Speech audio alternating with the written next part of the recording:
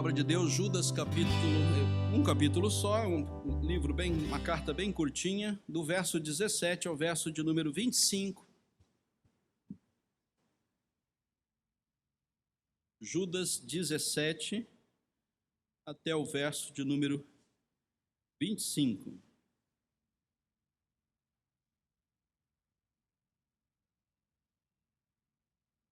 Vós, porém, amados, lembrai-vos das palavras anteriormente proferidas pelos apóstolos do nosso Senhor Jesus Cristo, os quais nos diziam: no último tempo haverá escarnecedores andando segundo as suas ímpias paixões. São estes os que promovem divisões, sensuais, que não têm o Espírito. Vós, porém, amados, edificando-vos na vossa fé santíssima, orando no Espírito Santo, guardai-vos no amor de Deus, esperando a misericórdia do nosso Senhor Jesus Cristo para a vida eterna. E compadecei-vos de alguns que estão na dúvida, salvai-os arrebatando-os do fogo. Quanto aos outros, sede também compassivos em temor, detestando até a roupa contaminada pela carne. Ora, aquele que é poderoso para vos guardar de tropeços e para vos apresentar com exultação imaculado diante da sua glória, ao único Deus, nosso Senhor, mediante Jesus Cristo, Senhor nosso, glória, majestade, império, soberania, antes de todas as eras e agora e por todos os séculos. Amém. Vamos orar. Deus, obrigado pela tua palavra que está diante de nós. Obrigado porque podemos abri-la, meditar nela. Obrigado porque nesse dia de comunhão estamos plenamente certos de que estamos caminhando em Cristo. Por isso participamos desta mesa. Obrigado pela igreja que nos acolhe. Obrigado pelos amados irmãos que se chegam a nós. Obrigado pela vida, Senhor Deus, que o Senhor tem provido à tua igreja aqui nesse tempo, até chegarmos na glória.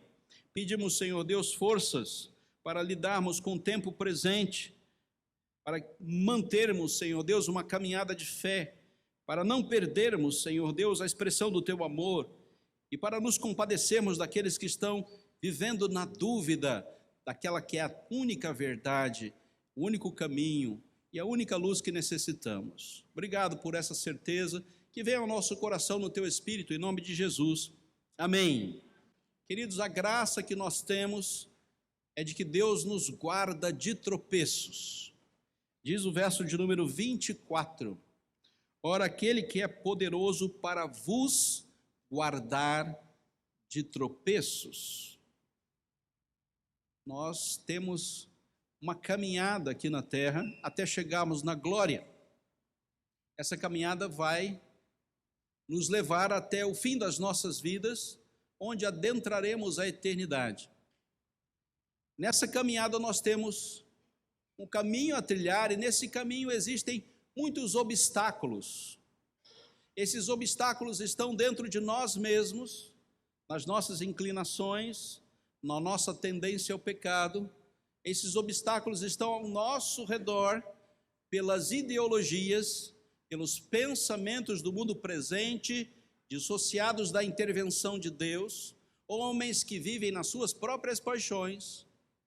E esses obstáculos estão dentro da própria igreja, onde temos pessoas que pensam fora da palavra, que vivem fora da palavra, mas mesmo assim arrastam multidões. A advertência da carta aqui de Judas é exatamente com respeito a esses obstáculos que temos que passar. E diz o texto que Deus nos guarda dos obstáculos. Ele nos dá a condição de guardar-nos dos tropeços da caminhada. A certeza que nós temos que a palavra de Deus é verdade é suficiente para conduzir-nos na nossa espiritualidade, na nossa vida cristã. Década de 70 eu frequentava a igreja presbiteriana de Brasília. Era um pequeno grupo. Naquela época Brasília era uma cidade pequena. A gente vivia numa multidão de asfalto e de gramado, né? E andávamos praticamente sós. É uma cidade bem pequena, as pessoas não gostavam de morar em Brasília. E a Igreja Presbiteriana de Brasília começou no fundo de uma escola. E ali a gente tinha algumas informações do Evangelho. Na minha adolescência, frequentava a igreja, o reverendo Eudaldo Silva Lima era o pastor, também era funcionário público, nos ajudava ali naquela comunidade. Na década de 70, queridos, não tinha internet. Na década de 70, não tinha celular. E para você acessar um telefone, era uma grande dificuldade, né? Então, a informação era filtrada pela sua própria natureza, pela sua própria capacidade de informações próprias do seu pastor e da sua igreja. Crescemos ali naquela igreja, veio a juventude, né? Vieram os congressos nacionais, aí o congresso da Vinde, é um congresso que se dava aqui em Águas de Lindóia, e nós jovens, década de 80, falamos, vamos para esse congresso. Pegamos um Opala de um amigo nosso lá e viemos para aquele congresso. Naquele congresso, na década de 80, eu ouvi um grande pregador e decidi que eu deveria caminhar em direção ao seminário. Cheguei no seminário, ainda sem internet e ainda sem celular, tinha que traduzir os livros do inglês para o português para a gente entender alguma coisa de teologia. Uma biblioteca toda em inglês. A gente tinha que fazer a tradução para a gente entender e usar aqueles livros, para que aqueles livros pudessem nos dar as instruções teológicas necessárias. Isso já na final da década de 80, início da década de 90, eu vi o primeiro computador, na hora que eu tinha que fazer a minha monografia de conclusão de curso. Eu falei, meu Deus do céu, agora que inventaram uma televisão que escreve. Eu fiquei assustado, né? E depois que ela escreve, a gente joga numa impressora e sai tudo escrito. Eu achei aquilo ali o máximo, né? Nós estamos falando de 20, 30 anos atrás. A capacidade da informação era essa, há pouquíssimo tempo. Hoje, meus queridos, nós temos a informação na palma das nossas mãos. E é a informação de todo mundo. Então, nós vivemos num tempo de bênção e de maldição. Bênção, quando nós encontramos a verdade. Maldição, quando nós nos apaixonamos pela mentira.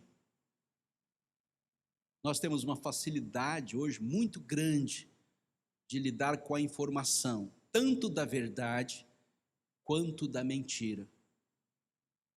E que Deus nos guarde de tropeços, porque a mentira muitas vezes é apaixonante, é atrativa, é simpática às nossas paixões.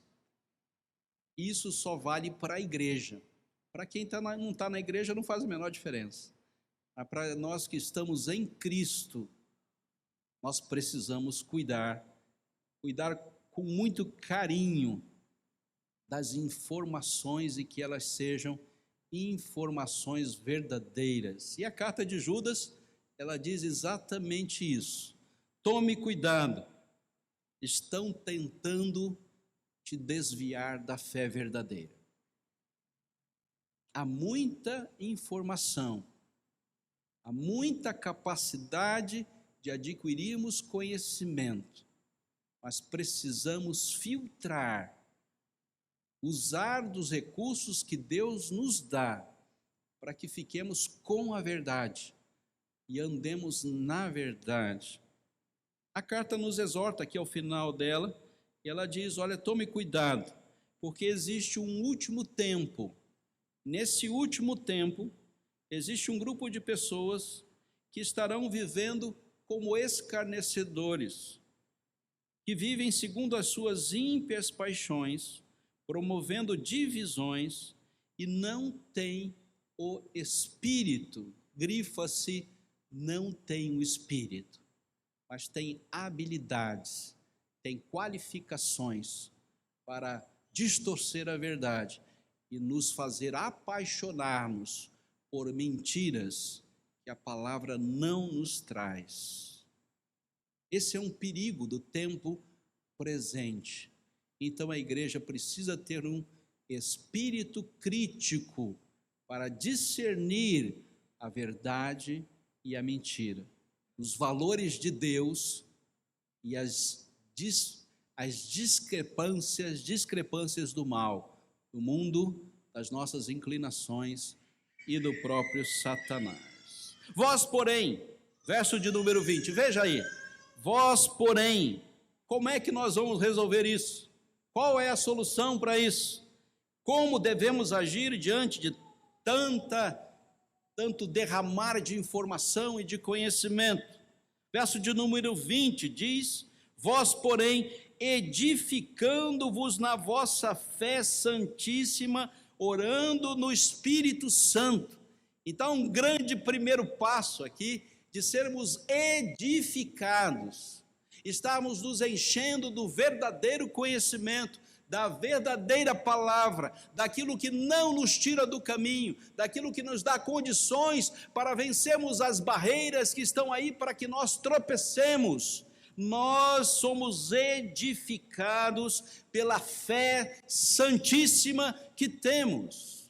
Paulo, escrevendo aos Romanos, diz que nós devemos ter a nossa fé para conosco mesmo perante Deus. Então há um crivo indispensável para nós vencermos as informações que não vêm de Deus. A nossa fé está perante Deus.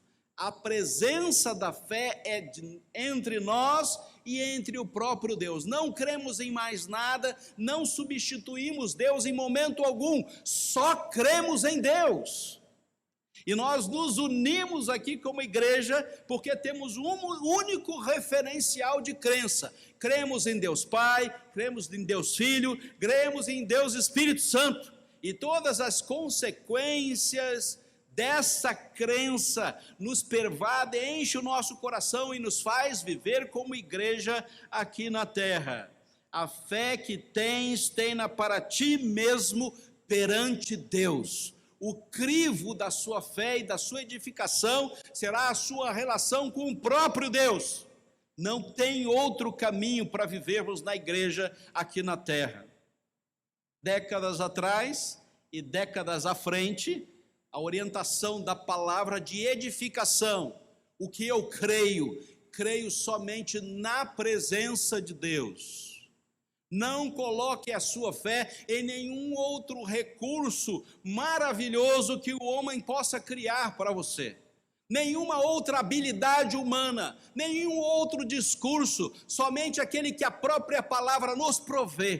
Por isso estamos vivendo esse tempo presente totalmente submissos à fé que nos justifica. O justo viverá pela sua fé, e essa fé está posta em Deus. Só que tem uma característica maior dessa fé, é que ela caminha sem duvidar. Nós não temos a menor dúvida de que esta é a verdade. Nenhuma interrogação, por mais eloquente e por mais inteligente que seja, substitui a fé que temos em Deus. Porque recursos vários, as estratégias desse mundo, estão trazendo a você informações que talvez sejam atraentes. Fique somente, unicamente, exclusivamente com a fé que você tem, a fé santíssima, a fé que está posta em Deus. Tome cuidado, porque essa fé, ela crê, mas ela também sente, e ela também faz. Essa fé não é morta, essa fé é viva, e ela enche o seu coração, ela dá recursos para você viver o tempo presente, esse tempo mau, esse tempo difícil, até que Jesus Cristo volte. 2, nós também devemos, e diz o verso 21, guardai-vos no amor de Deus. Outra versão diz, nós devemos nos convencer pelo amor de Deus, deixar que o amor de Deus nos convença, constantemente encha o nosso coração, guarde a nossa alma. Guardai-vos no amor de Deus é a única possibilidade que nós temos de fazer exatamente aquilo que Deus espera de nós. Sem o amor, nada que nós fazemos vale a pena. Porque é o amor de Deus que criva todos os nossos atos. Então nós devemos estar vinculados intensamente a esse amor de Deus que enviou Jesus Cristo para morrer por nós, a um vínculo indispensável para nós vivermos sadiamente na fé. Lembrem-se que o cuidado que a gente deve ter é para que o mundo, Satanás e as inclinações da nossa carne não nos levem, nos façam desviar do nosso crer. O amor de Deus tem esse poder de nos guardar, ele nos traz para junto de Deus, ele nos dá uma concepção que está acima dos tempos e dos séculos, não importa se é década de 70 ou será no 2050, o amor de Deus ele é suficiente para nos atrair e nos abraçar de tal forma para que nós não percamos o recurso divino para vivermos aqui na terra.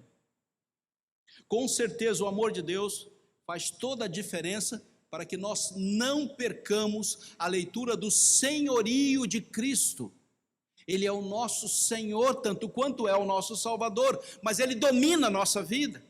E através do amor de Deus nós fomos buscados por Cristo para vivermos para a sua única glória. E não vai ser qualquer conversa fiada que vai nos tirar dessa caminhada segura. Nós nos apaixonamos pelo Evangelho. O nosso coração está no Evangelho. E se for preciso, nós morreremos pelo Evangelho. Porque esse amor encheu-nos de tal forma que essa fé foi potencializada pelo próprio amor de Deus. Sempre falando com Deus e orando no seu Espírito, receberemos as informações necessárias para não tropeçarmos no nosso caminho. Em terceiro lugar, finalmente, e eu creio que essa é tão importante quanto, esperando a misericórdia do nosso Senhor Jesus Cristo para a vida eterna. E o Evangelho que não aponta para a glória, que não aponta para a eternidade, não é o Evangelho de Cristo. É um Evangelho terreno, é um Evangelho humanista, é um Evangelho social, é um Evangelho secularizado, mas não nos leva para lugar nenhum. Ele diz, olha, viva o que você tem para viver aí na terra, porque a sua vida se reserva a isso. Não, a misericórdia de Deus nos lança em direção à vida eterna e à glória que nós temos preparado para estar na presença do Senhor eternamente, desfrutando da sua glória, desfrutando do seu brilho, desfrutando da única razão da nossa existência, que é glorificar a Deus e gozar da sua presença eternamente. Ora, queridos, muito cuidado, porque estão tentando fazer você se desviar da fé. Estão tentando fazer você pensar diferente do que a palavra tem a nos dizer. Aquele evangelho que você ouviu dos seus pais, que os seus pais ouviram dos seus avós, é o mesmo evangelho que você está ouvindo hoje. Porque o Espírito Santo de Deus nos conduz na nossa caminhada em Cristo. E Deus não muda. Não importa se seja passado, presente ou futuro, Deus não muda. Concluo e termino, diz o verso final. Aí, ora, aquele que é poderoso para nos guardar de tropeços e nos apresentar com exultação imaculada diante da sua glória, ao único Deus nosso Senhor, mediante Jesus Cristo, aquele que é poderoso, aquele que nos guarda de tropeços. A Ele seja a glória, a majestade, o império e a soberania.